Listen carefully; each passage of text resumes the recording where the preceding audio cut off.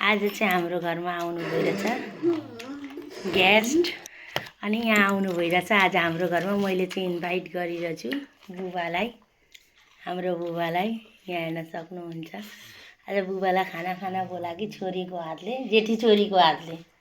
हेर्नु कस्तो लाग्यो त खाना? बढिया बढिया बढिया बनाएछ जेठी छोरी। हो जेठी छोरी ज्वाइँ मिलेर नि त, ज्वाइँ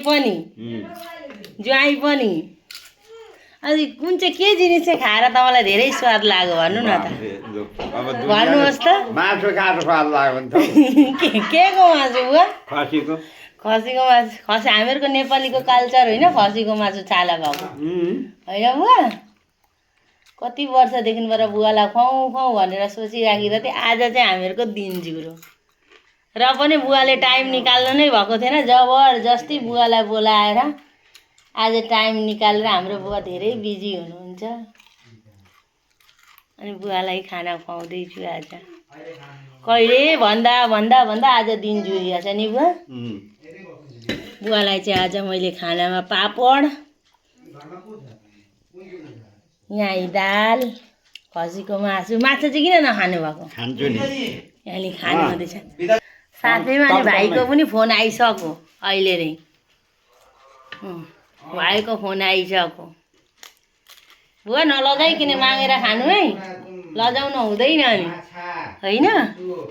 यो बुवाले खानु हुँदैछ। बुवालाई शरीर सन्चो रहेछ। बुवा चाहिँ चिसो पानी खानु न, त्यही लागि तातो पानी एकदम यहाँ रेडी छ हाम्रो बुवाको लागि नि। केही दुई कुरो भनिदिनु न त बुवा। अब खानु कि भन्नु? दुई कुरो खाँदै भनिदिनु न। 2 पिस मासु कम्ती जान्छ बोलो भने। ए जाँदैन, छोरीले थपिहाल्छ नि त। थपेर के भएर? किन?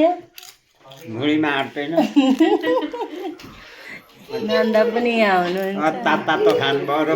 खानु बुवा खानु। यहाँ आज चाहिँ बुवालाई मैले निम्त्याइरहेको थिएँ घरमा कति दिन अगाडि भरे। केमा अमिलो छ?